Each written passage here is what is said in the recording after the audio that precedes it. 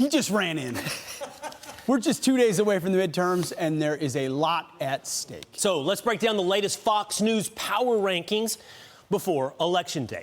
Let's look at some forecasts. So do you want to be Brett or Martha, or should I? I'll be Martha, you be Brett. I'm going to think about that one for a little while. Let's take a look at the House and see what the forecasts are for GOP versus Democratic control.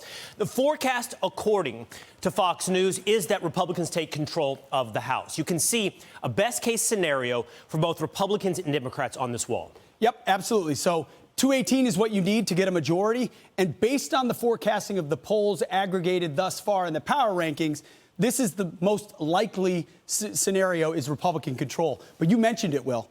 And in the bottom there's the current. The best case scenario for both the Democrats and Republicans, and the key takeaway on this side is even the best case scenario, according to our power rankings, has Kevin McCarthy as the new Speaker of the House. Yeah, it has Kevin McCarthy and the GOP picking up seats from where we sit today.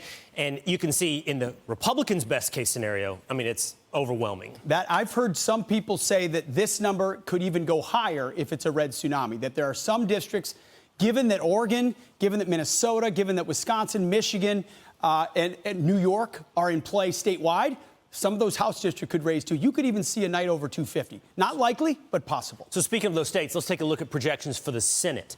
The projection by Fox News is that Democrats have 47 seats. Republicans have 49 seats, with 4 in the column of toss-up. Those states, Pete, are over there on your map. Yep, here's your toss-ups. You've been hearing a lot about them. Nevada, Adam Laxalt out there in a tight race. In Arizona, of course, Blake Masters in a tight race with Mark Kelly, a race that wasn't seen to be tight but has tightened a lot recently.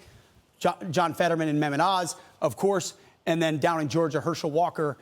If his prospects are like the Bulldogs yesterday, he's in good shape because they put a whooping on Tennessee. Yeah, big win for Georgia yesterday. So Republicans take 2 of these toss-ups. That's it. According to these projections, they got the majority in the Senate. You only need 2 of these 4, and because Wisconsin, Ohio, and North Carolina are all looking solidly in the Republican camp. Correct. All right, now let's look at governors, which focuses on some of those same states, Nevada, Arizona. We'll add to that Wisconsin, Oregon, and you can see that Republicans, who already, Pete, there's, I mean, what are we, well over 30 governors, I believe, out of 50 states are Republican, and more on the way. Some surprises we should be on the lookout for on election night.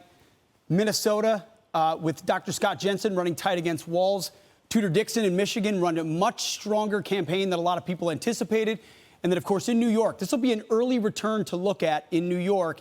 If Lee Zeldin is tight, what an indication that could be for the remainder of the country. And then, of course, a big one in Arizona as well. Yeah, still in the toss-up category, but Kari Lake's even campaigning out of state for others, showing a real sense of confidence. And Joe Biden's not going to Arizona. All indications are that Republicans feel strong and Democrats feel weak in Arizona. And the other one is, if the state of Oregon is yellow in toss-up, another sense of where the electorate is right now.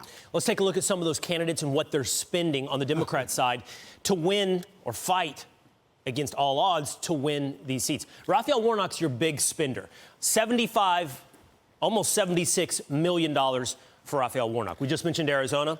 You see Mark Kelly, $73 million. That's a lot of money, $68 million to get thumped. Val Demings will spend that much in the state of Florida, and already the indications are she will get beat. Fetterman, more money pouring in at the last minute for him, including you saw Joe Biden and Barack Obama yesterday in Pennsylvania. And then the Tim Ryan campaigns raised $44 million. Again, another campaign that looks likely to go for J.D. Vance. I will note in a lot of these states, Democrats are running against Republican candidates that they said they wanted to run against. Yes. Herschel Walker. Funded by Democrats. Blake Masters, Kari Lake, Mehmet Oz, across this, J.D. Vance.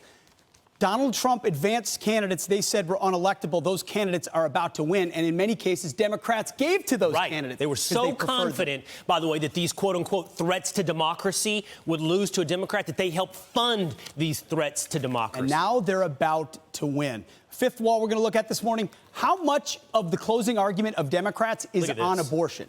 45% of spending for Democratic candidates on the message of abortion. Look at those states where they're focusing that message. I was in Arizona this week at a diner. Inflation in Arizona, 13%, higher than the national average. So you're feeling it, yet 45% of what you're seeing on your television screen, up to almost $100 million, is about abortion. And I want to go to this last wall really quickly to show where Biden, Obama, and Trump are spending time. Pete, here's what stands out to me really quickly.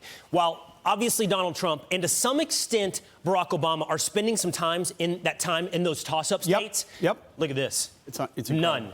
No toss-up. Pennsylvania, the only one. Yep. That Joe Biden, those candidates don't want to be around Joe Biden. Defense. There you go. That's off the wall.